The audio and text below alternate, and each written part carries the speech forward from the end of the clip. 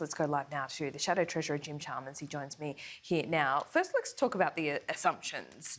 I mean, I think people are conditioned not to believe that Treasury can forecast quite accurately in the outer years. But we started the show by talking about wages growth. And in the budget papers, the government's own assumptions, wages growth not only will not improve, it will go backwards, not even keeping up with inflation. So what is Labor's plan? Do you see this as an opening for Labor going into an election? Well, first of all, I mean, the real wages cut in the budget is an admission of failure. Even after spending $100 billion, racking up $1 trillion in debt, Australian working people still go backwards in the government's budget, which is a pretty extraordinary admission of failure. If you think about everything Australian workers have been through together, the thanks they get from the Morrison government is a cut to their real wages, right? And I think that is a stunning outcome from the budget. We've said all along that part of the task here is getting unemployment down, but also underemployment. People can't find the hours that they need to support their loved ones.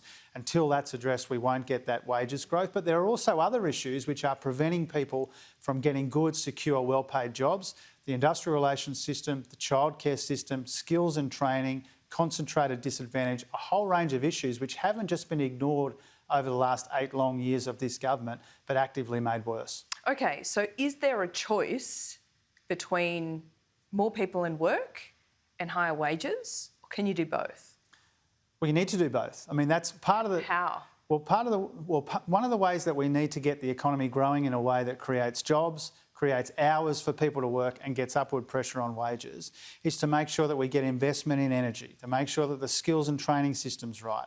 You know, we've got a proposal for a national reconstruction fund, which is about jobs in advanced manufacturing, so that we can diversify our economy and revitalise our regions. There are a whole range of things that could be done here. And one of the big takeouts from the budget last night was having racked up all of that debt and spent all of that money, it's still a massive missed opportunity to set the economy up for the future in a way where working people actually get a slice of the action when it comes to this economic recovery. It's not a recovery if Australian workers are worse off at the end of it than they were at the beginning. In many ways, the closed borders is helping people get into employment, but they haven't seen that wage rise.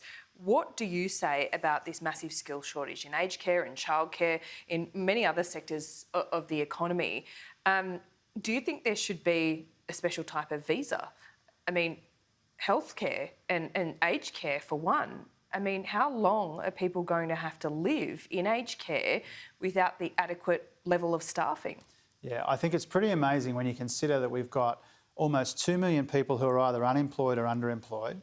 We've had an underemployment problem in the economy for much of the last 8 years.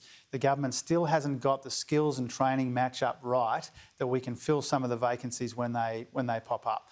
Now, the Treasurer last night was talking about the economy as an engine, but what he doesn't understand is that engine's got a number of gears and too many Australians are in reverse. And what I mean by a number of gears is it depends what sector you're in. Some parts of the economy are having trouble finding workers, some parts of the economy are having trouble finding work, right? And it shouldn't be beyond the government, particularly if they're prepared to spray $100 billion around to solve some of these problems that have been piling up for 8 years. What will you do? Well, we've already made some announcements around apprenticeships for big government projects. We've already made a far more substantial policy proposal when it comes to childcare, making sure that people can participate in work.